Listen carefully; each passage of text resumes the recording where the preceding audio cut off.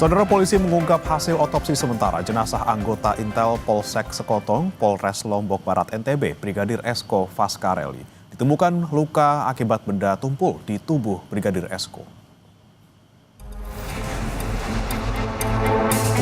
Informasi kematian Brigadir Esko Faskareli yang jasadnya ditemukan di perkebunan terus berkembang. Direktur Reserse Kriminal Umum Polda NTB, Kombes Syarif Hidayat bilang, hasil otopsi jenazah korban menunjukkan ada indikasi kekerasan akibat benda tumpul di leher Brigadir Esko. Polisi mendalami penyebab kematian korban dengan memeriksa saksi, termasuk istri dan mertua korban. Ada luka. Oh, ada luka. Betul ada luka Pak Jadi. Ya. Kalau anggota juga kan? Yang hilang betul anggota polisi. Ada luka. Itu anggota kepolisian. Lukanya di bagian. Nah, itu nanti saya belum baca, kan masih di sini. Saya belum baca di sini. Nanti kita nanti silakan. Mesin buat nanti tadi kan hari ini kita sudah otopsi. Nanti saya lihat hasilnya apa karena kan masih. Jenazah Brigadir Esko Faskareli ditemukan di perkebunan warga Dusun Nyur Lembang, Kecamatan Lembar, Lombok Barat, Minggu 24 Agustus. Jenazah ditemukan tergeletak di tanah oleh seorang warga yang sedang mencari ayam peliharaannya. Hasil olah TKP mengungkap korban ditemukan tak bernyawa di dekat sebuah pohon. Tim Liputan Kompas TV. Saudara, perkembangan terkini penyelidikan kematian polisi di NTB dilaporkan jurnalis Kompas TV Fitri Rahmawati. Selamat pagi Fitri, benarkah dalam kasus ini ada tim Mabes Polri yang hadir dan dilibatkan dalam penyelidikan? Ya, Brimana dan juga saudara, pagi ini kami juga masih menunggu informasi dari aparat kepolisian baik Polda Nusa Tenggara Barat maupun dari Polres Lombok Barat. Kami juga mendapatkan informasi bahwa Polda NTB dan juga Polres Lombok Barat sedang melakukan rapat koordinasi dengan pihak Mabes Polri pada hari Senin dan Selasa kemarin. Namun sampai hari ini memang kami sama sekali tidak mendapatkan informasi kepastian kedatangan dari pihak tim Mabes Polri karena memang rapat yang dilakukan oleh aparat gabungan dilakukan secara tertutup di Polda Nusa Tenggara Barat.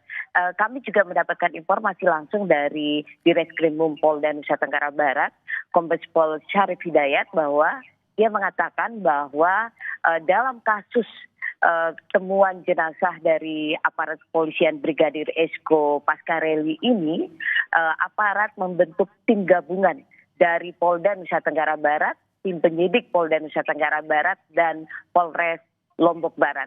Ini dilakukan untuk mendapatkan informasi pasti dan kepastian terkait dengan penyelidikan kasus ini. Karena sampai hari ini memang pihak kepolisian belum melakukan keterangan resmi, belum memberikan keterangan resmi kepada jurnalis di Lombok Nusa Tenggara Barat ini terkait kasus kematian dari Brigadir Esko Faskareli ini, Bre.